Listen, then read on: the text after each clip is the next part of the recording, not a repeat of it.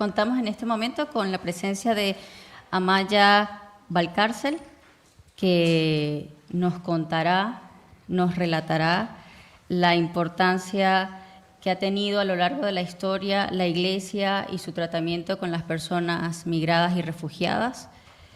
Y para ello contará con una herramienta muy fundamental y es el hacernos ver, entender y actuar, haciendo un recorrido por la realidad de los desplazados forzosos que hoy en día existen en el mundo. También reflexionaremos sobre la misión de la Iglesia junto a las personas migradas y refugiadas y, muy importante, la visión del Papa Francisco para analizar, interactuando con ustedes, sobre la acción de la Iglesia siguiendo el llamado del Papa Francisco y los principios fundamentales de acoger, proteger, promover e integrar. Pero antes de darle la palabra a Amaya, permítanme leer su fabuloso currículum. Ella es abogada española, trabaja en el sector de la protección internacional y la defensa de los derechos de los refugiados y otros migrantes forzosos. Entre 1995 y 1997 trabajó como abogada para el Alto Comisionado de las Naciones Unidas para los Refugiados, ACNUR, en España y en el campo de refugiados de Kakuma, al norte de Kenia. Desde 1998 trabaja en el Servicio Jesuita a Refugiados como responsable de incidencia. También realiza misiones a Ruanda, Burundi, Etiopía o Sri Lanka. Entre 2002 y 2003 es coordinadora del Máster de Ayuda Humanitaria y Cooperación al Desarrollo en la Universidad Pontificia Comillas de Madrid. Entre 2003 y 2005 vive y trabaja en Camboya, en un centro para personas con discapacidad por minas antipersonas en la Misión Católica de Battambang, donde también organiza un programa de microcréditos para jóvenes supervivientes de las minas. Sigue actualmente involucrada en esta misión y visita Camboya frecuentemente de forma voluntaria. Entre 2006 y 2018 es secretaria general de la Comisión Española de Ayuda al Refugiado, SEAR, y en 2019 retoma su trabajo con el Servicio Jesuita a Refugiados, donde actualmente sigue trabajando en la Oficina Internacional en Roma, en la defensa de los derechos de los refugiados, y desde 2018 trabaja a través de un acuerdo de colaboración con la sección Migrantes y Refugiados del Dicasterio para el Servicio del Desarrollo Humano Integral, para antes de la pandemia impartir un curso de Derecho Internacional sobre las migraciones en la Universidad Pontificia Comillas, donde obtuvo años atrás su licenciatura en Derecho y más tarde su doctorado en Migraciones Internacionales. Ha publicado distintos artículos y papers en revistas como Forced Migration Review de la Universidad de Oxford sobre reasentamiento desde Túnez en el año 2016, Soluciones duraderas para los internos en Colombia en 2017 o sobre los refugiados tamiles en la India en 2019. Asimismo, sobre migraciones y libertad religiosa de la Radboud University Press de Nijamen en 2018, en Aggiornamento Sociale en Italia, perdón por el italiano, en el año 2020 o en la revista de Fomento Social de España 2018. Asimismo, ha publicado artículos en diarios tales como El País y el Observatorio Romano de Ciudad del Vaticano. Sin más, Amaya, bienvenida, muchas gracias por tu tiempo. Estamos ansiosos de poder compartir y aprender mucho más de este tema tan interesante y que hoy en día nos toca muy de frente a nosotros y sobre todo si transversalizamos lo que significa la esperanza hoy en día. Así que bienvenida y somos todos oídos. Muchísimas gracias y gracias de verdad por estar aquí a la hora de la siesta. Yo estoy viendo caras maravillosas aquí y yo me imagino que tenéis un recorrido fabuloso por la vida de los migrantes y refugiados, muchos de vosotros, así que podríais estar bien aquí dando la conferencia. yo siempre tengo presente la voz de los refugiados cuando hablo sobre ellos y cada vez me da más apuro, más vergüenza hablar de los refugiados no siendo yo refugiada, ¿no? Y siempre suelo hablar con alguien que tenga esa experiencia. Hoy no ha sido posible porque yo vivo en Roma y ahí conozco más gente, pero bueno, para mí estar con vosotros esta tarde es un privilegio absoluto. Agradezco muchísimo a la Confer por esta invitación y también con el deseo de que estas palabras puedan crear redes también, ¿no? de ayuda mutua, de fraternidad, de trabajo conjunto, porque yo creo que se trata de eso la Iglesia, ¿no? La Iglesia es una red de amistad, de fraternidad y quizás al final de estos días de conferencia pues haya planes, haya ideas, haya proyectos conjuntos, ¿no? Eso sería maravilloso. Bueno, pues hablábamos de la esperanza. Habéis visto esta mañana bastantes proyectos y ejemplos prácticos, ¿no? de cómo se vive la esperanza. Para mí la esperanza tiene mucho que ver con lo que dice el Papa Francisco y hoy especialmente nos acordamos de él y rezamos por su salud, ¿no? Cuando habla de la cultura del encuentro, porque a lo largo de mi vida y seguramente tendrán esta experiencia, lo que da esperanza es el encuentro.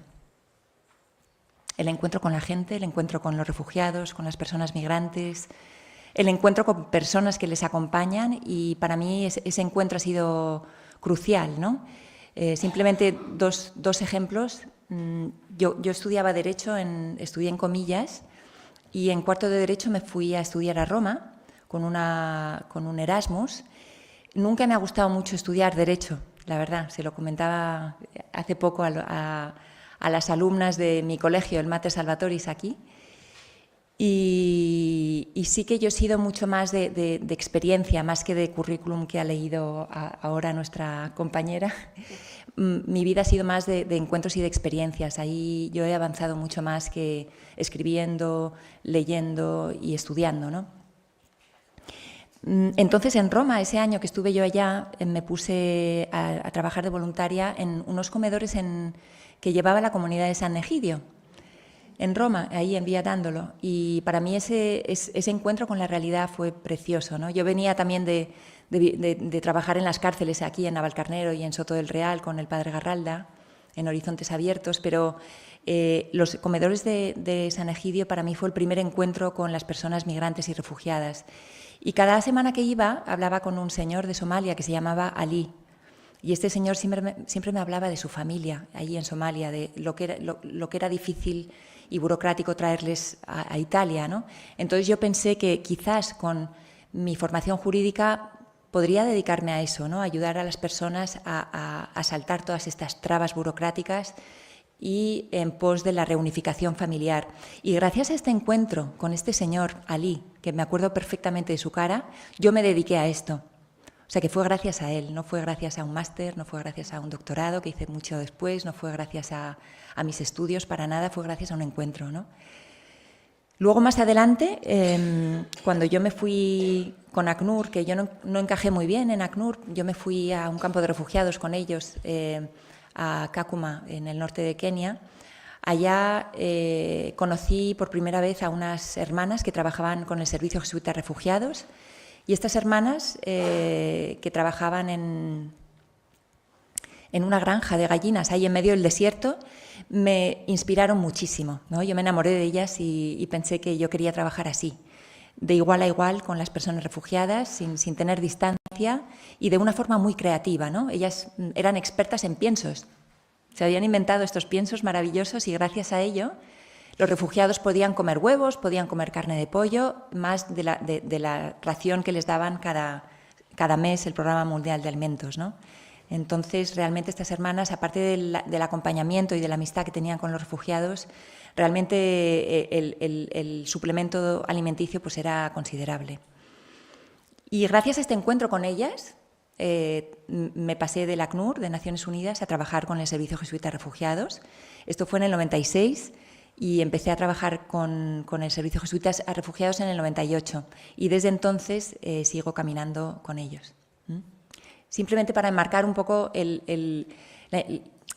lo clave que es el encuentro, ¿no? La cultura del encuentro, que me imagino que habéis tenido miles de experiencias a lo largo de vuestras vidas, pero creo que esto es clave, y es clave que en este mundo tan virtual, ¿no?, tan irreal, nosotros desde la Iglesia pongamos el valor de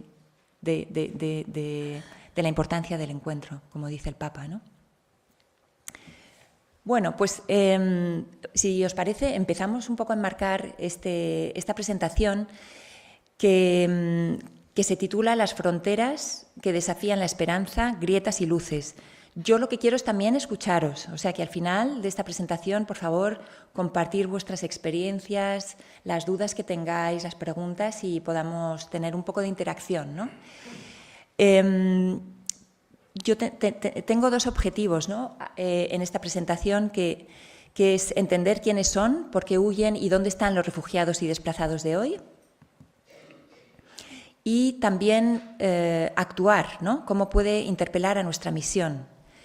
Este ciclo pastoral de ver, entender y actuar, creo que os suena mucho, ¿no? Entonces vamos a ver, a observar, a contemplar la realidad, a tratar de entender, ¿no?, lo que hay en términos, pues, por ejemplo, de marco jurídico, de protección internacional, y cómo nos interpela a actuar. También vamos a fundamentar todo esto que vamos a escuchar en el marco de la doctrina social de la Iglesia y sobre todo del magisterio del Papa Francisco, que se apoya en la doctrina social de la Iglesia. No es que él se haya inventado nada nuevo, ¿no?, sino que realmente se apoya, pues, por supuesto, en las Escrituras, en el Evangelio, pero también en el magisterio de papas anteriores, ¿no?, aunque le ha dado una relevancia y su mensaje es muy, muy potente, ¿no?, porque lo repite mucho, ¿no?, la importancia de la dignidad de la persona migrante, y realmente para nosotros es el abogado más impresionante que existe hoy en día en favor de los derechos y de la dignidad de las personas migrantes y refugiadas. Bueno, pues vamos al quién, de quién estamos hablando, ¿no? Esto es importante marcarlo porque tenemos tanta confusión hoy en día, ¿no?, tantos términos, tanta simplificación, que es importante ir a la definición nuestra de la Iglesia Católica, que no sé si sabréis que allí por 1992 pues se define la persona refugiada en base a unas declaraciones regionales, la Declaración de Cartagena de América Latina y la Declaración de la Organización de la Unidad Africana, que expande la definición de refugiado de la Convención de Ginebra de 1951, que luego vamos a ver.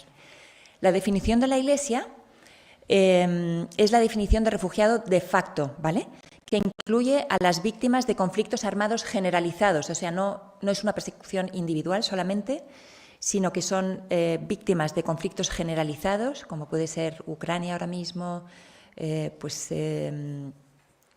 por supuesto Gaza, por supuesto la República Democrática del Congo y tantos muchos conflictos, ¿no?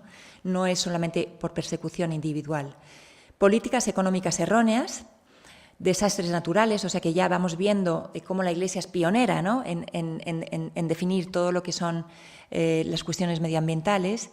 Y también incluye en esta definición de refugiado a los desplazados internos, ¿vale? Son las personas que, como los refugiados, salen de sus comunidades, de sus pueblos, pero no cruzan una frontera internacional. Luego veremos que son muchos más que los refugiados hoy en día. Entonces son civiles que son desarraigados por la fuerza, exactamente, por el mismo tipo de violencia que los refugiados, pero que no cruzan la frontera internacional, ¿vale? Estas son las características del desplazamiento forzoso en el mundo de hoy, un poquito más mujeres, ¿no?, tenemos ese desplazamiento femenino, y 49% de hombres, normalmente es así, pero va variando.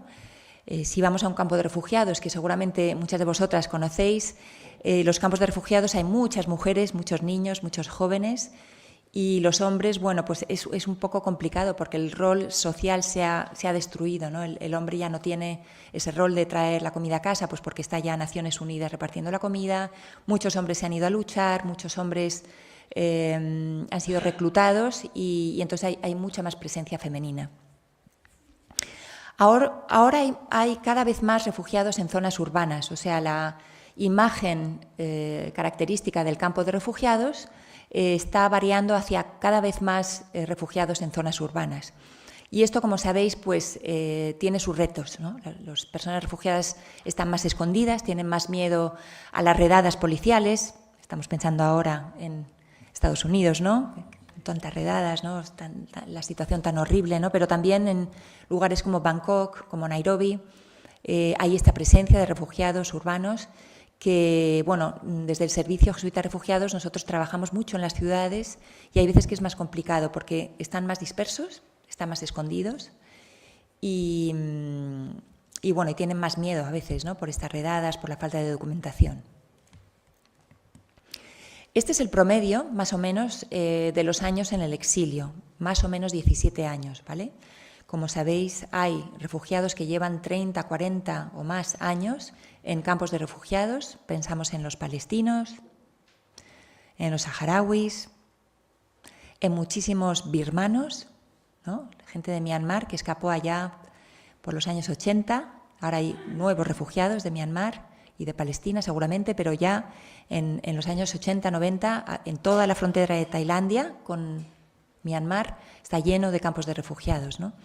El promedio es eso, 17 años en el exilio. Ahí, cuando vamos a un campo de refugiados, nacen niños y se mueren personas. Hay cementerios en los campos de refugiados, ¿no? Es una situación muy extraña porque uno va y sabiendo que es una situación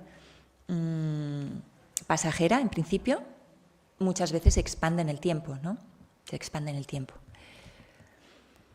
Estos son, a mí no me gusta tanto hablar de cifras, pero esta es un poco la realidad para enmarcar un poco la cuestión del desplazamiento forzoso hoy en día. Tenemos que ver las cifras también, ¿no? En cada uno de estos números hay una persona, hay una familia, hay un rostro, hay una causa de desplazamiento, ¿no? Pero esta es la realidad, ¿no? Que hay 117, bueno, ahora yo creo que 120 millones de desplazados forzosos en el mundo. A mí me impresiona mucho cada vez que doy una conferencia y tengo que teclear el aumento de millones. O sea, es impresionante, ¿no? Cada año más, cada año mucho más, ¿no? Esta es la realidad de los desplazados forzosos. Y entonces aquí podemos ver que hay una distinción, ¿no? Como decíamos antes, entre refugiados, es decir, personas que cruzan una frontera internacional, que son unos 44 millones, y desplazados internos, que no cruzan una frontera internacional, que son alrededor de 70 millones de desplazados internos. ¿Algún ejemplo de desplazamiento interno que se os ocurra ahora?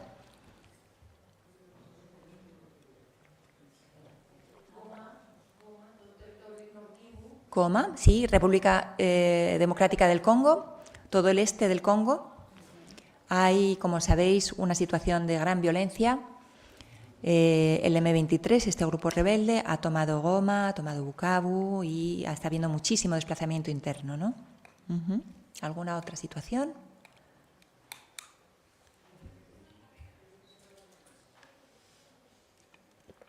Ucrania, por ejemplo, ¿no? Hay gente que sale de Ucrania, Polonia, a Rumanía, a España, pero también gente que se queda en el interior, ¿no? De Ucrania. Esto es muy importante porque también los retos son mayores para proteger y para asistir a los desplazados internos porque las guerras continúan. Entonces no se mete tantos medios de comunicación, entonces no es visible esa realidad y entonces hay muchos menos fondos también, ¿no? Para ayudar a estas personas. Ahora mismo se oye muy poco hablar de la República Democrática del Congo, ¿verdad? Absolutamente nada, ¿no? Y está habiendo pues masacres, está habiendo muchísimos desplazados y nosotros justo antes de ayer, antes de ayer, publicamos un posicionamiento sobre esta realidad, ¿no? de los derechos humanos en los kibus. Este es un poco mi trabajo, ¿no? Recabar información a través de mis equipos locales y os lo digo para que también podamos trabajar en el futuro más juntos, ¿no? Y recabar alianzas, ¿no? Gente que quiera firmar esos posicionamientos. Lo hicimos no solo como Servicio Jesuita de Refugiados, sino con otras organizaciones de la Compañía de Jesús, pues Entre Culturas, Salvoan, el Secretariado de Justicia Social de la compañía, los canadienses, en fin, toda una serie de instituciones de la Compañía de Jesús, pero mi sueño es que la Iglesia pueda decir eso con una sola voz, ¿no? Eso sería fantástico, no que cada uno diga una cosa, sino que realmente tener una voz potente y decir, bueno, esto es lo que está pasando, ¿no? Gracias a Dios, el Papa es el que más lo dice, ¿no? Y de hecho citamos lo que decía el Papa hace un par de años que estuvo ahí, que gritaba a voz en grito contra la ambición, contra las minas, contra el uso de todas estas explotaciones de las minas y contra toda esta avaricia por los minerales del Congo, ¿no? Luego lo veremos cuando hablemos de las causas. Pues estos son los desplazados internos, ¿no? Personas que han sido forzadas u obligadas a huir o abandonar sus hogares, en particular como consecuencia de un conflicto armado o para evitar los efectos de situaciones de violencia generalizada, violaciones de derechos humanos o desastres naturales o provocados por el hombre, y que no hayan cruzado una frontera internacional, ¿vale? El marco jurídico de los desplazados internos es este, que os pongo aquí, que luego pediremos a la Confer que os comparte este PowerPoint. Son los principios rectores de los desplazamientos internos, que se aprobaron en febrero de 1998, ¿vale? Ahí está toda la protección de los desplazados internos. Y aquí veis pues, todo cómo va creciendo, ¿no? El número de desplazados internos en todas las regiones del mundo. Tenemos Medio Oriente y Norte de África, tenemos África Oriental, el Cuerno de África, sobre todo, y luego pues, América Latina, Asia-Pacífico. Y estos son, bueno, aquí veis, lo podréis ver más detenidamente cuando leáis mejor el PowerPoint, pero las personas desplazadas por conflictos y violencia, sobre todo tenemos ahora las guerras en Sudán, en Siria. O sea, en Sudán son ya pues 9 millones de personas, en Siria 7 millones, en el Congo son 6 millones, casi 7, en Colombia pues casi eso, 5 y medio. Y en Yemen 4,5 millones, más o menos. Y está habiendo, por supuesto, nuevas tendencias en el desplazamiento, ¿no? Una cosa que estamos viendo mucho, por ejemplo, en el Congo precisamente, es la cantidad de desplazamientos que sufren las personas. No es una sola vez, sino varias, ¿no? Y eso es extenuante realmente, ¿no? África subsahariana se confirma como la región con mayor número de personas desplazadas por conflictos y hay muchos nuevos desplazamientos que se han provocado por la crisis climática, ¿no? Y, por supuesto, también por el deterioro de la seguridad en zonas como el Sahel, particularmente en Mali, Burkina Faso, Níger, y luego por conflictos de larga duración como el de mi amigo Ali, el que os contaba de los comedores de Somalia, ¿no? Yo le conocía ya por el 92 y la situación en Somalia pues sigue muy complicada, ¿no? Yo no sé qué habrá pasado con Ali, seguramente estará a lo mejor caminando por las calles de Roma con su familia, eso espero, pero la realidad es que su país lleva mucho tiempo en guerra, como Sudán del Sur también. Y estas son las personas desplazadas por desastres naturales cada vez más, ¿no? 7 millones y casi 8. Vamos al por qué, porque muchas veces nos llegan las noticias, ¿no? De tantos cientos de personas que llegan a Canarias, tantos cientos de personas a las costas de Tarifa, pero nadie se pregunta por qué vienen estas personas, ¿no? Y yo creo que tenemos esa responsabilidad de ir más allá y de entender y de explicar las causas, por qué vienen las personas, cuáles son esas razones, ¿no? Esto es muy importante porque hay que explicarlo y hay que entender el porqué. Muchas veces no queremos entenderlo, ¿no? La gente no lo quiere ver. Nos tapamos los ojos y es más fácil no entender el porqué para expulsarlas, ¿no? O para detenerlas o para deportarlas. No queremos saber, entonces es fácil deportar. Por supuesto, por conflictos armados, lo hemos visto antes en las definiciones. Esto es una foto en Alepo, Siria. Por supuesto, en guerras por acceso a los recursos naturales. Claramente, Congo es el epicentro, ¿no? Hay toda esta avaricia por los minerales. Todos tenemos aquí un montón de coltán. Tenemos también que pensar en las cadenas, ¿no? De oro, diamantes y todo tipo de minerales que nos llegan a nuestros países occidentales, con lo cual tenemos que ver también esa cadena, ¿no? Y la responsabilidad que tienen los países occidentales en todo eso. No es solamente los diamantes que llegan a Sudáfrica, sino que realmente de Sudáfrica puede ser que lleguen a Holanda, a Francia, a España. Mis compañeros de Alboa hacían una campaña buenísima sobre los minerales, ¿no? Y ojalá podamos también tener eso siempre en mente, siempre alerta, ¿no? La cuestión de los minerales de la sangre, de la muerte, ¿no? Hay alguna película también, creo yo, sobre este tema. Sí, ¿verdad? Sí. Bueno, tema de los desastres naturales, por supuesto, esto es Haití, desastres naturales, pero también los causados por el hombre. Yo hace unos años estuve visitando Colombia, toda la zona de Buenaventura, no sé si conocéis, en el Pacífico de Colombia, preciosa zona, una maravilla de paraíso de naturaleza, pero allí unos desplazamientos no por conflicto, no por desastre natural, sino porque estaban construyendo pues un puerto enorme, desplazando toda la población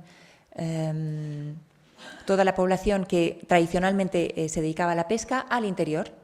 Entonces, mucho desplazamiento, pero también mucha ruptura de comunidades, de formas de vida, de culturas, ¿no? Ancestrales.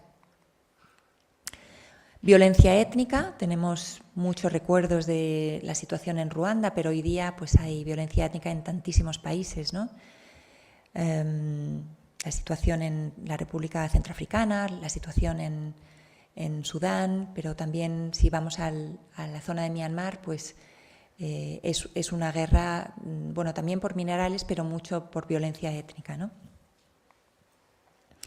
Represión política, si no piensas como tiene que pensar el dictador, pues te mete en la cárcel, pensamos en Venezuela, por ejemplo, y en tantos países que tienen arbitrariamente detenidos a muchísimas personas.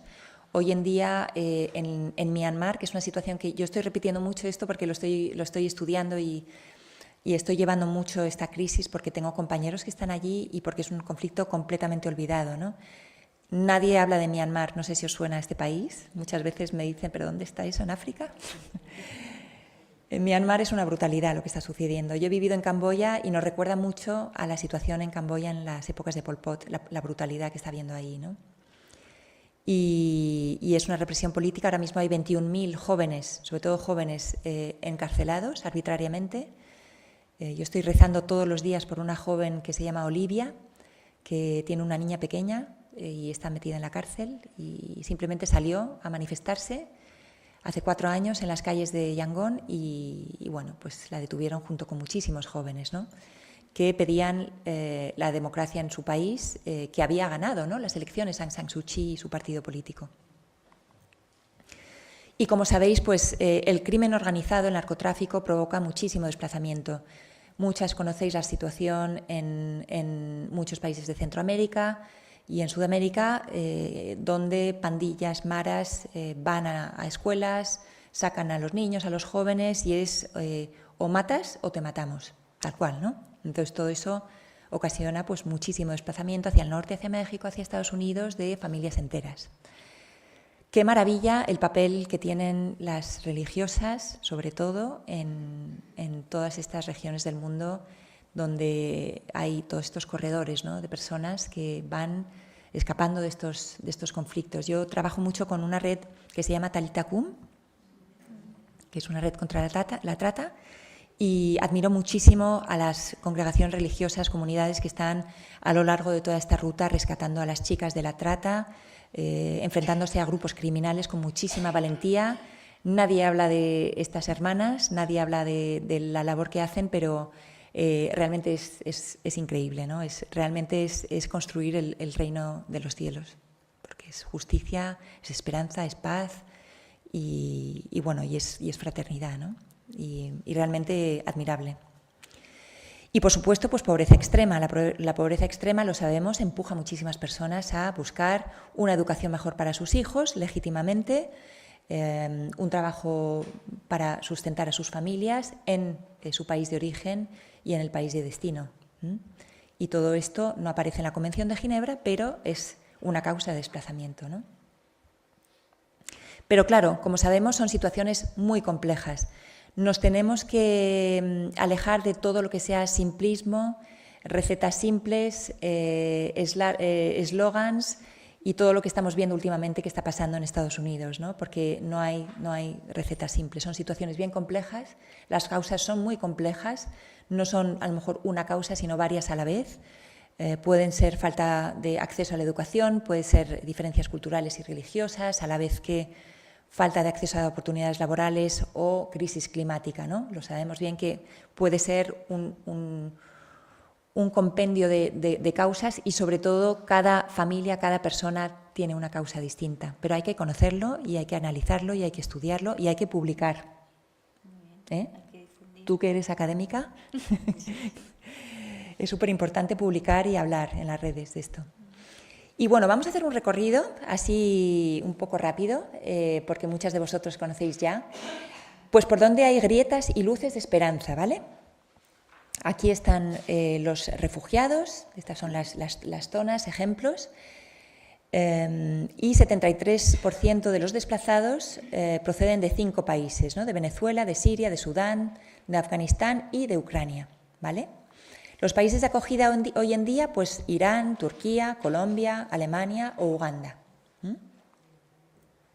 Esto es muy importante que lo difundamos también. El 75% de los desplazados forzosos son acogidos por regiones con dificultades socioeconómicas, o sea, por los países vecinos, ¿no? Esto es contra el eslogan de vienen en invasión, vienen en millones, nos van a quitar los trabajos. Es totalmente gestionable el número que llega a Europa, el número que llega a los países occidentales. Esto lo sabemos, no son cifras grandes. Si queremos ver cifras grandes tenemos que ir a Chad, tenemos que ir a Líbano, donde un 25% de la población es refugiada. 25% de la población de Líbano es de origen pues, palestino, sirio, y eso sí que es un número difícil de gestionar, ¿vale?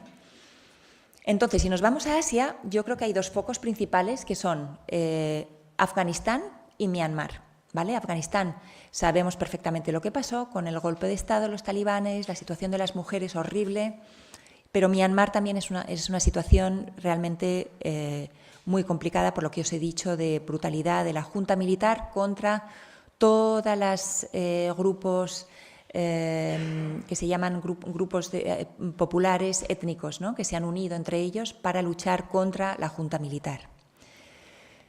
Entonces, los campos de refugiados de Tailandia, esta es mi compañera, la que sale aquí de profesora, es la directora de país de Myanmar, una mujer increíblemente valiente, Rosalind. Si nos vamos a América Latina, aparte de Haití, por supuesto, tenemos Venezuela y Colombia como focos principales de desplazamiento. Gente que sale del país, no solo de Colombia, sino de Venezuela, y va a lo mejor a Ecuador o a otros países vecinos. Por supuesto, la frontera de México-Estados Unidos es un foco muy, muy fuerte de desplazamiento y de querer desplazarse, ¿no?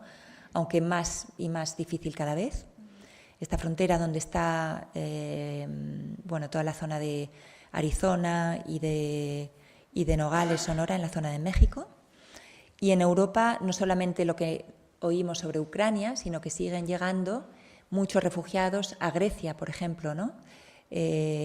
Completamente en situaciones muy difíciles, de rutas peligrosísimas todavía. Vemos cada vez más gente que viene de Afganistán, lejísimos, de Siria, que hacen unas rutas surreales, ¿no? Y luego también hemos visto, pues últimamente, gente que venía de Cuba a través de Rusia, que acaba en España, ¿no? Son rutas cada vez más peligrosas, ¿no? En África Occidental tenemos la situación en la República Centroafricana y la situación de Darfur cada vez es más peligrosa y más violenta. Ahora mismo en Sudán hay un genocidio, como sabéis, sobre todo en la zona de Darfur, y muchas de estas personas cruzan a Chad, ¿vale? Y ya hemos hablado de la zona de los Grandes Lagos de África, con la República Democrática del Congo como foco principal de desplazamiento actualmente, ¿no? Y vamos a ver cómo desemboca todo esto, porque con el apoyo de Ruanda al M23, bueno, y todo lo que hay detrás, pues todo eso no tiene muy buena pinta, ¿no? En África Oriental seguimos teniendo focos de mucho desplazamiento en el sur de Sudán. Ahí hay desplazados internos, refugiados de Sudán y personas que retornan a Etiopía. O sea, ahí hay distintos movimientos de personas en el sur de Sudán y cada vez menos apoyo internacional, ¿no? Ahora, con todo lo que está pasando en Estados Unidos, como sabéis, hay un congelamiento de ayuda, muchísima ayuda iba a sur de Sudán, ¿no? Veremos a ver lo que pasa también ahí. Y también toda la zona de Etiopía, Eritrea, sigue siendo un foco de mucho desplazamiento, aunque finalmente llegó la paz a Etiopía, ¿no? Y en África Meridional, pues como sabéis, Mozambique, toda la zona de Cabo Delgado, sigue siendo muy, muy violenta, con muchos focos de desplazamiento hacia Malawi, hacia Sudáfrica, etc. ¿Cómo vamos de tiempo? Bien. En Medio Oriente, pues seguimos teniendo la situación, por supuesto, de Palestina. Horrible lo que hemos visto en Gaza, pero también en Líbano, y con esperanza vemos cómo va yendo Siria. Siria, gracias a Dios, ojalá empiece a haber una repatriación en situaciones seguras y en condiciones de dignidad y que sea voluntaria sobre todo, ¿no? Esa es la repatriación segura, que sea voluntaria y que sea en dignidad. Esto es muy importante, ¿no? La doctrina de los refugiados, la doctrina jurídica, habla de que una repatriación siempre tiene que ser voluntaria, segura y en dignidad. Si es forzosa, no es una repatriación segura. Bueno, si vamos a los retos, ¿qué es lo que tenemos, qué es lo que podemos ver en cuanto a retos, ¿no? Yo creo que, por supuesto, necesidades humanas básicas, comida, alojamiento, lo vemos siempre, ¿no? En cualquier desplazamiento, ahora mismo en el Congo, en Goma, estamos viendo que cómo vive la gente, no hay ni tiendas de campaña, bueno, es terrible, ¿no? Porque hay tanta violencia que hay veces que ni el ACNUR puede trabajar allí, ¿no? También hay mucha discriminación, cada vez más lo estamos viendo, y xenofobia, es muy peligroso la narrativa que estamos viendo contra el migrante, contra el refugiado, criminalizando, y también la libertad de movimiento cada vez más restringida, ¿no? Y un acceso al empleo regular cada vez más restringido también. Esto para mí es muy importante, toda la cuestión de la fraternidad, la amistad, las redes sociales, la amistad me parece importantísimo porque no son aspectos que se pueden cuantificar o que se pueden poner en un proyecto, ¿no? ¿Verdad? Pero, sin embargo, sabemos por experiencia cuánto es importante acompañar y estar al lado de las personas. Y para nosotros, como Iglesia, yo creo que es la contribución más grande que podemos ofrecer, ¿no? El acompañar y el caminar con estas personas. Yo tenía un amigo con el que siempre iba a dar conferencias, que se llamaba Anthony, que era un refugiado de Kenia. Él vino a Italia por problemas políticos y nos íbamos pues también a hablar a órdenes religiosas que querían trabajar con refugiados, a congregaciones religiosas. Y él hablaba muy bien de su experiencia y contaba todas estas cosas, ¿no? Lo que es ser refugiado. Y este chico, al cabo de unos años, se suicidó. Se ahorcó, porque no pudo soportar la soledad. No logró crear amistad, no logró integrarse y bueno, fue una tragedia. Porque, bueno, yo me di cuenta, yo ya lo sabía, ¿no? La cuestión de la soledad, cómo es de dañina para un refugiado, para un desplazado, pero lo viví pues muy de cerca, ¿no? con este chico y lo importante que es esto y lo poco que se puede cuantificar, ¿no? Y bueno, vamos ahora a la segunda parte de esta presentación, que es un poco qué elementos podemos discernir para nuestra misión, ¿no? Para nuestra misión como Iglesia, para discernir aquí y ahora. Y yo creo que lo más importante es esto, ¿no? Lo repito mucho, esto de que no sea una masa, ¿no? Como nos hacen entender los medios de comunicación, no es una cosa abstracta. Las migraciones no son migraciones, son personas migrantes, cada una con su historia. Es una masa versus una historia única, ¿no? Esto es muy importante y creo que esto es la contribución que desde la Iglesia podemos ofrecer, contar historias de personas, contar también cómo contribuyen los refugiados y las personas migrantes no solo a nuestras sociedades, sino a nuestro bienestar, como familia humana, ¿no? Por supuesto, nuestras pensiones, que eso nadie habla ya, ¿no?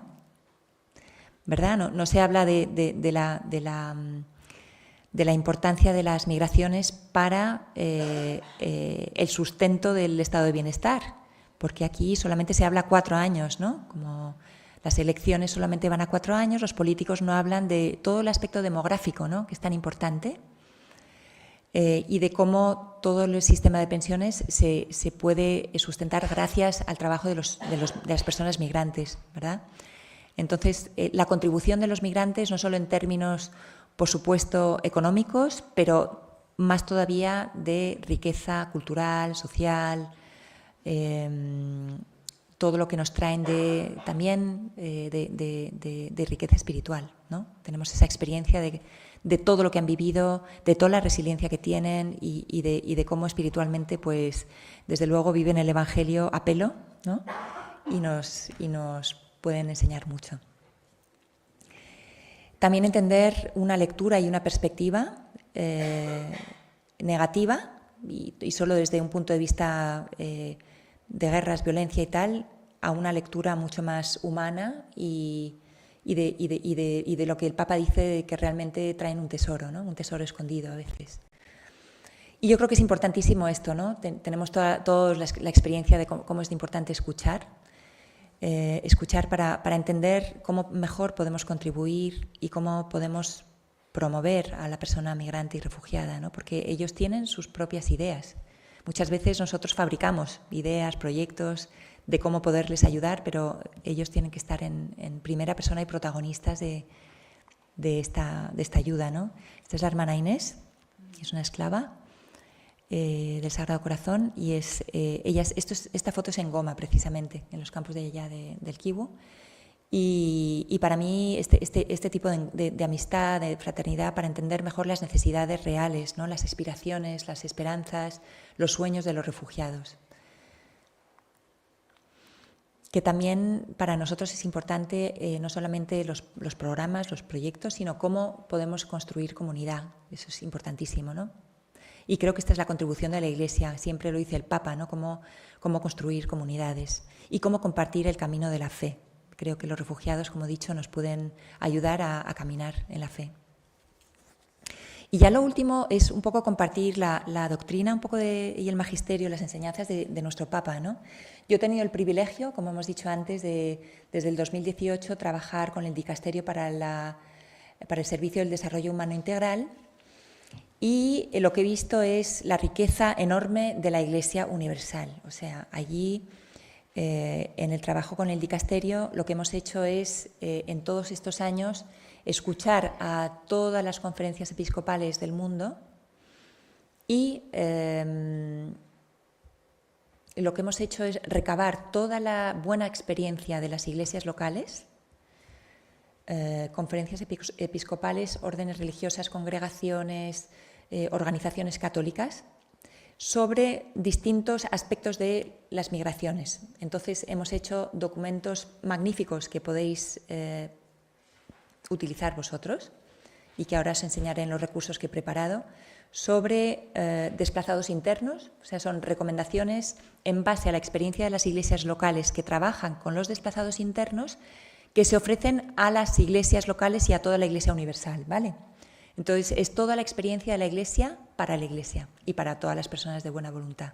Entonces, hemos hecho, se llaman orientaciones pastorales sobre desplazados internos. También hay sobre la trata de personas, hay sobre desplazados por la crisis climática, también hay sobre la pastoral migrante intercultural, lo que quiere decir trabajar, por ejemplo, en Madrid, en una parroquia que sea una parroquia de migrantes, ¿no? ¿Qué recomendaciones podemos tener ahí? ¿Qué líneas de actuación?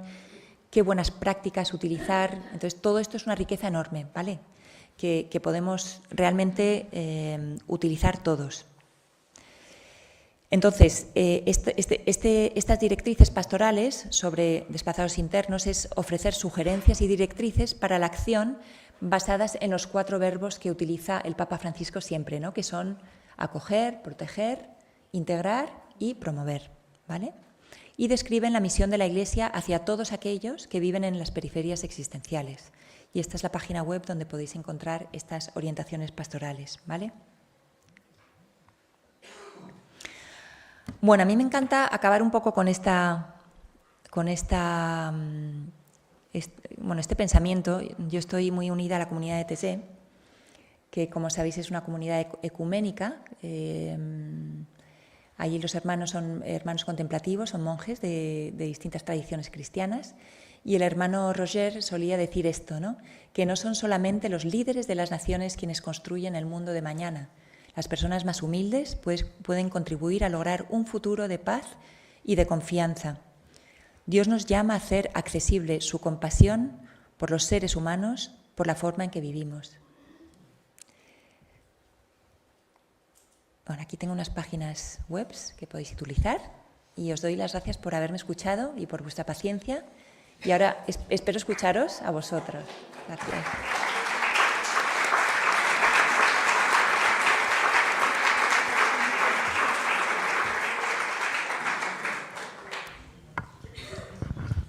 Muchas gracias porque nos has descrito, nos has hecho un excelente paisaje sociológico de la realidad que hoy enfrentamos y que, bueno, por eso estamos reunidos hoy aquí, porque necesitamos nuevas vías para emprender, analizar, forjar nuevamente lo que significa la esperanza dentro de la doctrina social de la Iglesia y de la misión compartida también, que es muy importante rescatarla para poder seguir adelante en esta misión a la que hemos sido llamados todos. ¿Preguntas? Muy bien. Tenemos nuestro... Por favor, escribidla al grupo. Sí, por favor. Tengo una.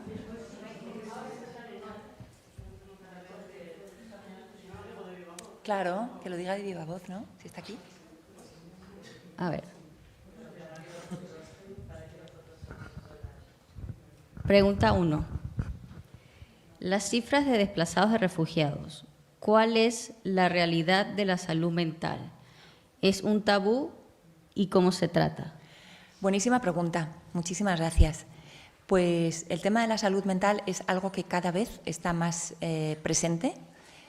Desde luego, para nosotros, para el Servicio Jesuita de Refugiados, es una de las directrices y de nuestro marco estratégico. O sea, nosotros trabajamos en educación, pero por los jesuitas, ¿no? Que son bastante, que es su experiencia en la educación, pero cada vez más en salud mental, ¿no?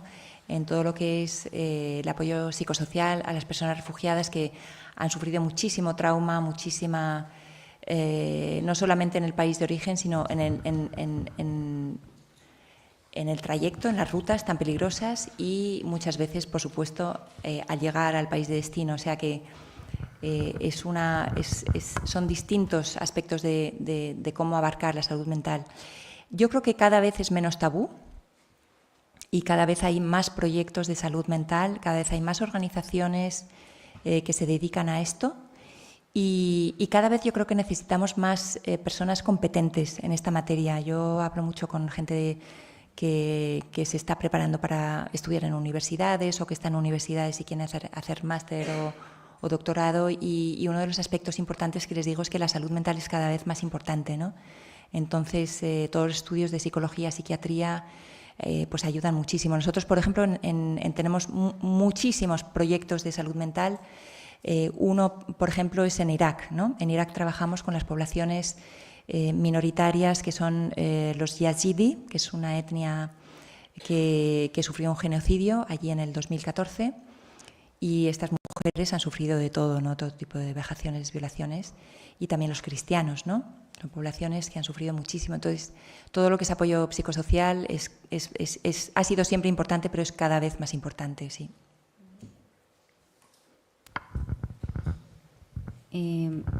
Amaya, ¿existe realmente una cultura de mediación intercultural entre las personas migradas y refugiadas?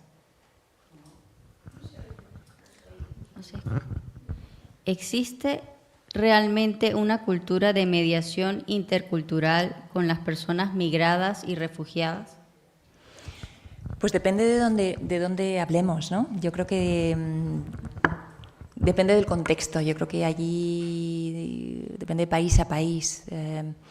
Yo puedo hablar, por ejemplo, de nuestros países, por ejemplo, en Italia, en Francia. Ahí hay proyectos preciosos de mediación intercultural. Y yo creo que depende mucho también de nosotros, ¿no? De lo que queramos hacer como mediadores y de cómo utilizar a las mismas personas migrantes y refugiadas como mediadores interculturales, ¿no? A mí esto me parece muy importante porque muchos de ellos tienen ese idioma, tienen esa lengua, tienen el contexto cultural, entienden mejor y cada vez es más importante integrarles como mediadores interculturales. Creo que cuando el Papa habla de acoger, proteger, integrar y promover, la mediación intercultural es importante a todos los niveles, en la fase de acogida, en la fase de protección, sobre todo en la fase de integración y en la promoción. Hay un proyecto muy bonito que nosotros hacemos en varios países europeos, en Francia, en Italia, que se llama las comunidades de hospitalidad. Este proyecto es precioso porque son congregaciones religiosas y también familias que ponen a disposición sus casas para que vivan allí personas migrantes o familias, ¿vale? Entonces allí viven un determinado número de meses o de años personas migrantes y esa mediación de las congregaciones religiosas también me parece súper interesante, ¿no? Porque realmente eso no solamente integra, sino que protege a las personas migrantes. O sea, la función que tienen las congregaciones religiosas, las órdenes religiosas en la acogida también me parece muy interesante y que acompaña y que reconstruye a la persona muchísimo, ¿no? Muy bien. Sí. Hola, quería comentar una cosita en cuanto a las causas. A mí me gustaría también, yo tengo la suerte de trabajar en una asociación LGTBI y creo que también hay mucha gente LGTBI que huye de muchos contextos. En 65 países del mundo ser gay, lesbiana o trans está condenado con penas de prisión y 7 países del mundo a penas de muerte. Yo creo que entre esos refugiados y refugiadas también es importante dar visibilidad a esa gente que huye precisamente pues porque no puede vivir su diversidad sexual y de género pues tal y como la quiere vivir. Y sobre todo, además, uniéndolo un poco con la doctrina social, muchas de ellas huyen de prejuicios religiosos, ¿no? Pues porque en muchos contextos del mundo, a nuestra asociación ha llegado gente que ha huido porque le han intentado hacer un exorcismo diciendo pues que es un pecado ser gay o lesbiana y que, bueno, pues que todas esas realidades no son bienvenidas, ¿no? Yo creo que un mensaje de esperanza es pues poder transparentar a ese Dios de Jesús, que es el que nos ama con locura, ¿no? Y que seguro que también pues a la gente LGTBIQ+ también le tiene y están en el centro de su vida, ¿no? Entonces me parecía también importante, no sé, ¿no? Si tenéis conocimiento también de en esos informes y demás, si el tema de la diversidad sexual y de género es una variable que también se tiene en cuenta a la hora de hacer estudios y demás. Gracias. Sí, hay protección, por supuesto, pero hay protección desde un marco de derecho internacional. O sea, la Convención de Ginebra de 1951, que no os he leído la definición, porque me he ido directamente a la de la Iglesia, pero la definición de refugiado de la Convención de Ginebra, que se estableció después de la Segunda Guerra Mundial, habla de refugiado como una persona perseguida por 5 motivos, ¿vale? Motivos de raza, de nacionalidad, políticos, religiosos, de persecución religiosa y de pertenencia a un grupo social determinado, ¿vale? Entonces, en ese grupo social determinado hay muchísima jurisprudencia de personas perseguidas por su orientación sexual y hay jurisprudencia, vamos, para dar y tomar. Así que ahí sí que podéis ahondar para si tenéis algún problema en algún país. Sí que hay muchísima jurisprudencia y cada vez más, ¿vale? También hay, por ejemplo, yo me acuerdo que cuando trabajaba en el ACNUR venían muchísimas personas perseguidas de Argelia, ¿os acordáis? Aquellos años horribles de un islamismo muy violento. Muchos artistas venían perseguidos, personas que se habían convertido al cristianismo, por ejemplo, o cantantes que hablaban que cantaban y por sus canciones o por sus pinturas hablaban de la libertad, ¿no? Y ellos les daban el estatuto de refugiado por pertenecer a un grupo social particular, que es un poco lo que hablábamos antes, ¿no? Pero bueno, qué duda cabe que en muchos países todavía hay un largo recorrido para el respeto de toda esta diversidad, pero gracias a Dios desde un marco jurídico internacional no te quepa duda que hay protección, sí. Muy bien. Somos muchas personas y entidades colaborando de alguna manera, pero parece haber una desproporción en las respuestas esperadas. ¿Qué pasos deberíamos dar? Pues mi experiencia, como yo trabajo desde Roma y veo la riqueza enorme que tiene la Iglesia, ¿no? O sea, es enorme las ramificaciones que tiene la Iglesia en comunidades, en pueblos, ¿no? La presencia que tiene la Iglesia en todo el mundo.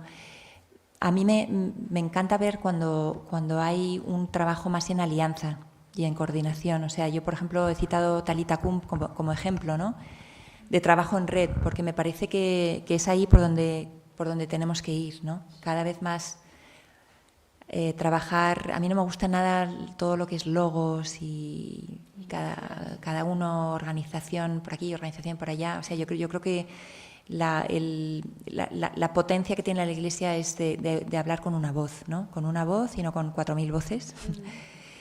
Y sobre todo de citar mucho al Papa, porque el Papa tiene una voz muy potente y todo lo que dice sobre los migrantes, sobre los refugiados, tiene muchísimo sentido y está ya ahí, ¿no?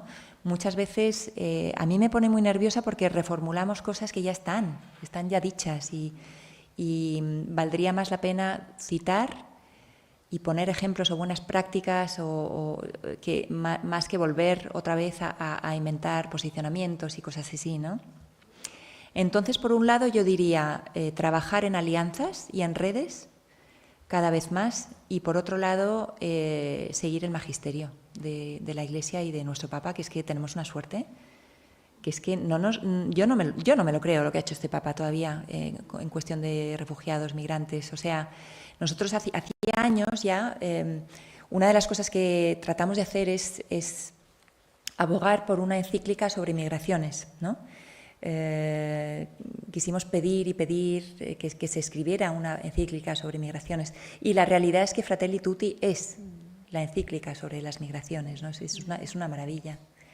Entonces, todo está dicho ahí, hay que estudiarlo bien, hay que analizar, hay que formar a nuestra gente en todos estos documentos y hay que difundirlo y hay que escribir y usar mucho las redes sociales. Yo no soy mucho de redes, pero es verdad que ahora es la manera, ¿no?, de evangelizar y de también demostrar el tesoro que es la Iglesia. Muy bien. Aquí dicen, ¿cómo ayudar a las personas, sobre todo mayores, de nuestras parroquias que se sienten inseguras o invadidas ante el aumento de migración musulmana en nuestras zonas? Bueno, a ver, yo diría, hay una cosa muy bonita que es, lo primero, en una parroquia puede haber migrantes, ¿no? Entonces yo lo primero que diría es que a esas personas mayores ponerlas en contacto con personas migrantes, ¿vale? Para que se les quite el miedo de que una persona que viene de otro país es perfectamente una amiga, un amigo y una persona como tú y como yo que ha tenido la mala suerte de tener que emigrar, ¿no? Yo muchas veces hablo de la neurona reflejo, ¿no? Que yo siempre pienso que podría estar en ese lugar perfectamente, ¿no? Que esa persona que viene de Siria podría ser yo, porque ha tenido la mala suerte de vivir en una época donde había una guerra espantosa y para mí como que me lanza mucho más a abrazar a esa persona, ¿no? Por esa neurona reflejo. Pero ese encuentro con la persona migrante de tu parroquia creo que es el primer paso. Y el segundo paso, si la persona no va a la parroquia porque es musulmán, lógicamente, pues yo creo que ese acercamiento a la persona migrante de tu parroquia ya te va a dar una cierta familiaridad con la persona que es distinta de ti, ¿no? Entonces, al miedo a la persona migrante musulmana, pues yo diría que bueno, hay que conocer también a esas personas y invitarlas a cenar a casa, a comer o organizar. Muchas parroquias que conozco organizan a través de la comida, muchas veces se entiende la gente, ¿no? Entonces, cocinar las cosas típicas del Líbano o de Siria te da mucho juego para entablar conversaciones, fraternidad, amistad y yo creo que todo ese tipo de iniciativas de una sola familia humana, creo que tendréis miles de ejemplos, ¿no? Que quizás podréis compartir, pero para mí la comida es un elemento muy importante porque unifica mucho, ¿no? ¿Son justificadas las trabas burocráticas que se ponen hoy en día a los refugiados y solicitantes de asilo? Claramente no. Menuda pregunta. No son nada justificadas. Y pobre gente, la verdad es que yo siento muchísima lástima por todos estos tiempos que se pierden, ¿no? en todos estos procedimientos. Aunque se llamen acelerados, no son acelerados, ¿no? Y si son acelerados es que son peligrosos porque no se entiende bien la causa de persecución, ¿no? A veces. Pero yo diría que lo importante aquí es acompañar en el proceso. Súper importante que la gente entienda bien el lenguaje, que tengan un buen abogado, ¿no? El trabajo que se hace en CEAR, por ejemplo, es fantástico. Yo he trabajado allí y la verdad es que los compañeros abogados son estupendos aquí en Madrid, en Barcelona, por ahí. Entonces, yo creo que la labor jurídica es fundamental, que tengan un buen acompañamiento. Yo diría un buen acompañamiento fraterno, o sea, que la Iglesia esté ahí acompañando en ese camino del proceso de la solicitud de asilo o de la residencia, el permiso de trabajo y tal, pero a la vez que se ponga en contacto con un buen abogado, me parece fundamental, y hay estas organizaciones. Y también, si no habla bien el idioma, pues con un buen intérprete creo que también es importantísimo, ¿no? Que se entienda bien las causas de persecución, porque muchas veces, como sabéis, se hila muy fino en la solicitud de asilo y si no se entiende bien pues los tiempos, la geografía, los pueblecitos, siempre va a haber cualquier pretexto pequeño para tumbar esa solicitud de asilo. Entonces, que el hecho que haya un buen intérprete y un buen abogado que defienda el caso es fundamental. Es el trabajo que yo hacía al principio en ACNUR y es un trabajo muy bonito y creo que muy necesario para que la solicitud vaya a buen puerto. ¿Cómo ir haciendo para evitar la lacra de un pensamiento negativo sobre los migrantes? Es decir, nos invaden, nos quitan el trabajo, son causantes de violencia local. ¿Cómo podemos movilizarnos en lo local? Es decir, en parroquias, centros educativos, asociaciones locales. Bueno, hay muchísimas maneras de ir contracorriente en la narrativa. La narrativa, bueno, yo creo que, por ejemplo, el trabajo que hacen los misioneros Scalabrini, ¿los conocéis? Sí, ¿no?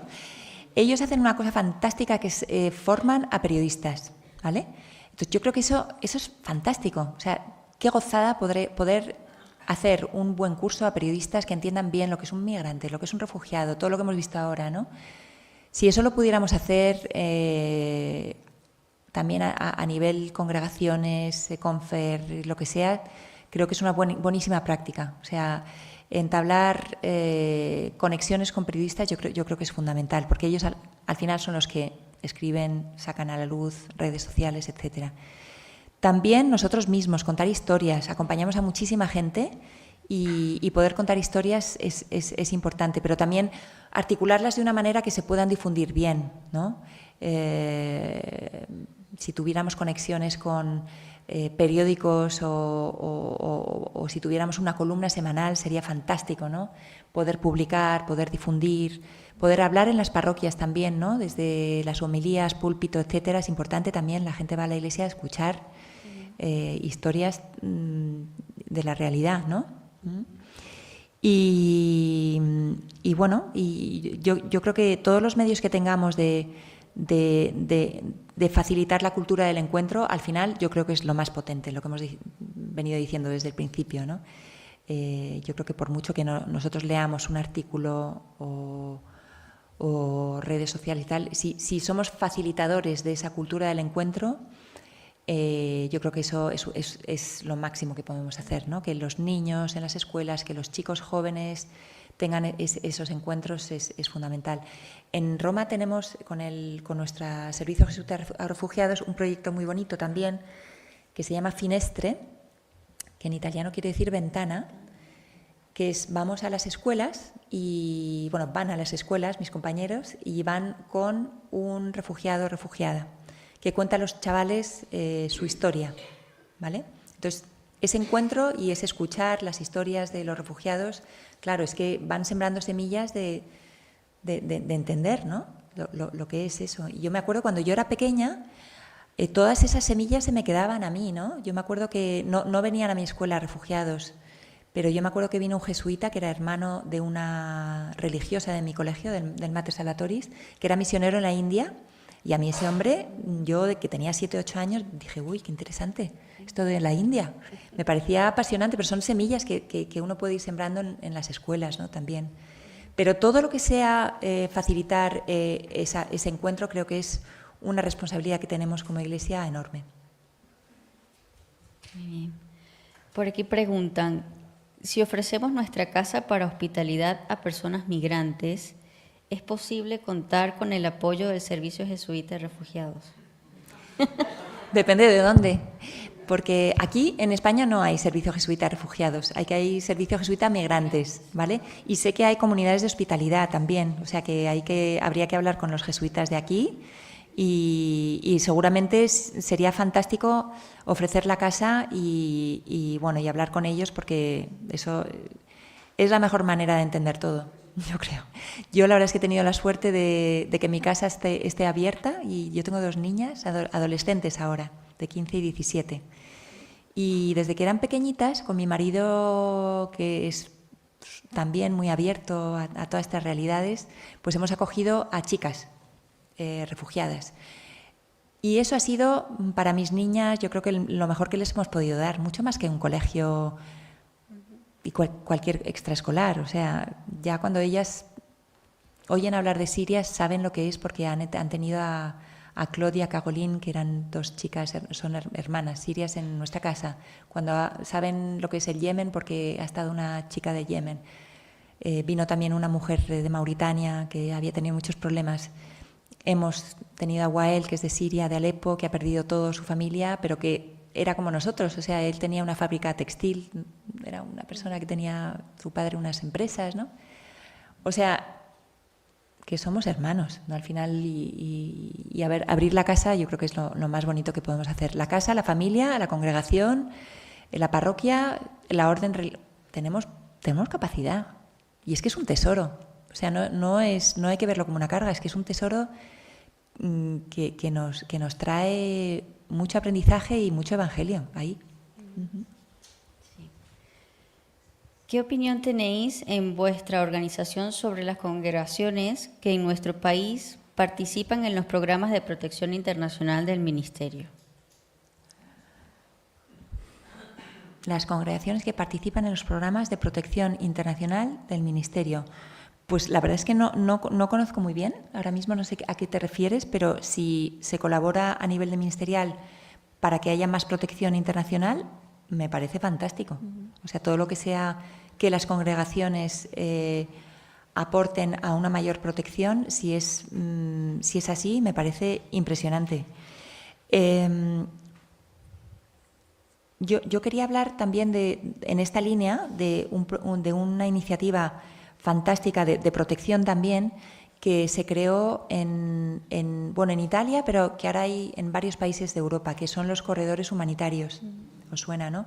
Bueno, esta fue una iniciativa que empezó a través de la comunidad de San Egidio, de la Iglesia Evangélica y de las valdenses, ¿no? Fue una iniciativa ecuménica, eso ya me parece que tiene un valor precioso, ¿no? Y luego es una iniciativa que lo que sabéis, ¿no? Lo que aporta es que grupos de refugiados vulnerables puedan ser traídos a distintos países de Europa, a Italia, a Andorra, a Bélgica, a Francia, a España no, por ahora no. En avión, sin tener que coger un barco y arriesgar la vida, y pagar 2.000 euros, con un visado humanitario se coge el avión, se llega a Francia y se pide asilo con ese visado humanitario y entra esa persona y su familia en el proceso de solicitud de asilo y de reconocimiento del estatuto de refugiado. Entonces, se evitan muertes en el mar, rutas peligrosas, miles de euros a las mafias y aquí está la Iglesia en acción, tanto en los países donde se seleccionan estos grupos vulnerables de refugiados como en destino, porque ahí se activan distintas congregaciones para acoger, ¿no? A mí esto me parece impresionante desde un punto de vista de protección y lo que se debería proponer a los gobiernos es que hicieran esto, ¿no? O sea, que no fuera una iniciativa eclesial, sino que la iniciativa eclesial es una manera de probar de que esto puede funcionar, ¿no? Pero que tendría que ser a niveles mucho mayores en número. Y tendría que ser una iniciativa estatal apoyada por la Iglesia, por supuesto, pero que fuera al revés, o sea, no apoyada por el Estado, sino el Estado apoyado por la Iglesia, ¿no? Muy bien. Hablabas antes de la importancia de un buen abogado para los solicitantes de asilo. Ellos generalmente no tienen dinero para pagarlo. ¿Qué se puede hacer? Bueno, yo me refiero a abogados pro bono, o sea, abogados que son gratuitos. Yo no me refiero a abogados que hay que pagar. Hay organizaciones, gracias a Dios, hay organizaciones en España, desde luego, y gracias a Dios en todos los países europeos que proporcionan asistencia jurídica gratuita. He hablado de CEAR, la Comisión Española de Ayuda al Refugiado, que es la que yo conozco, pero también está Acción Católica, ACCEM. También está, Caritas, claro, Caritas, toda la red Acoge, ¿no? La red Acoge, hay muchísimas organizaciones y organizaciones de la Iglesia que proporcionan asistencia jurídica gratuita. Y eso para un solicitante de asilo, como he dicho, es clave. O sea, un buen abogado es todo, vamos. Muy bien. Amaya. ¿Cómo habría que enfocar la acción sociopolítica para facilitar la acogida a estas personas? Acción sociopolítica por parte de los partidos políticos. Si esa es la pregunta, para mejorar la acogida, bueno, yo creo que lo primero es entender la importancia de acoger, ¿no? Ahora mismo la acogida está en crisis. Yo creo que todo lo que estamos viendo a nivel político es trasladar la acogida a otro país, ¿no? O sea, que se externalice todo el tema del asilo. Estamos viendo cómo Italia está trasladando el problema a Albania, como Inglaterra quiere trasladar o está ya trasladando el problema a Ruanda, ¿no? Que yo creo que son situaciones siniestras, ¿no? Porque aparte del dineral que cuesta todo esto, todo este tinglado de organizar plataformas en Albania, es que es contra el derecho internacional, porque en realidad tú estás poniendo el problema en un país como Libia, como Albania, que tú no sabes cómo va a garantizar ese acceso al asilo, ¿no? Nosotros pagamos 3 billones de euros a Turquía para frenar los flujos de migrantes allá por el 2015-2016, ¿no? En Turquía hay como un tapón y ese tapón es gracias a todo el dinero que Europa da para que frenen los flujos, ¿no? Entonces creo que es peligrosísimo todos estos programas y proyectos de externalización de fronteras, que se cometen abusos y infracciones de derechos humanos brutales y que hay que poner a la luz. Yo tengo una amiga que se llama Elena Maleno, que vive allí en Marruecos, en Tánger, y bueno, para mí pues ella lo pone a la luz, ¿no? Todo este tinglado de la externalización de fronteras. Y bueno, pues lo que tenemos que hacer es entender a qué partido político tenemos que votar para que no se fomente esto, ¿no? A mí lo que me impresiona ahora de Estados Unidos no es tanto la locura de este hombre, Trump, sino de los 77 millones de personas que le han votado, ¿no? O sea, a mí eso es lo que me parece más inconcebible. O sea, no tengo adjetivos, ¿no? Pero sabía lo que iba a pasar y sabía de estas deportaciones y esto de Guantánamo y todo esto, ¿no? Entonces, bueno, yo creo que lo importante es defender el derecho internacional, hablar mucho de la contribución de los migrantes y de los refugiados y luego también entender que en los pactos globales del 2018 de migraciones y de refugiados, ahí está la hoja de ruta, ¿no? ¿Habéis oído hablar de los pactos globales? Sí. Vale, en el 2018 se firmó, no es un tratado internacional porque no es, o sea, los estados no están obligados a cumplirlo, desafortunadamente, pero es un marco de actuación que está ahí y es una hoja de ruta para que la migración sea posible de forma regular, ordenada, pero que sea posible. O sea, es que ahora mismo, para que una persona llegue aquí legalmente es que es imposible. O sea, si yo soy una persona que viene de Siria y quiero venir a España, yo tengo que cruzar las montañas del Líbano pagando a una mafia, porque no hay manera para mí de ir de forma legal al Líbano y después a España. Entonces, yo diría que se implementen los pactos globales del 2018, porque ahí está todo dicho. Todo lo que es la migración circular, por ejemplo, están distintas fórmulas de migraciones están ahí. Y eso es importantísimo estudiarlo. Os aconsejo que lo leáis, los pactos globales, porque es importante que lo conozcamos y que lo promovamos. Sí. Pues bien, no tenemos más preguntas. Muchísimas gracias, Amaya, por Gracias a vosotros. acompañarnos. Muchísimas gracias, de verdad. Un aplauso.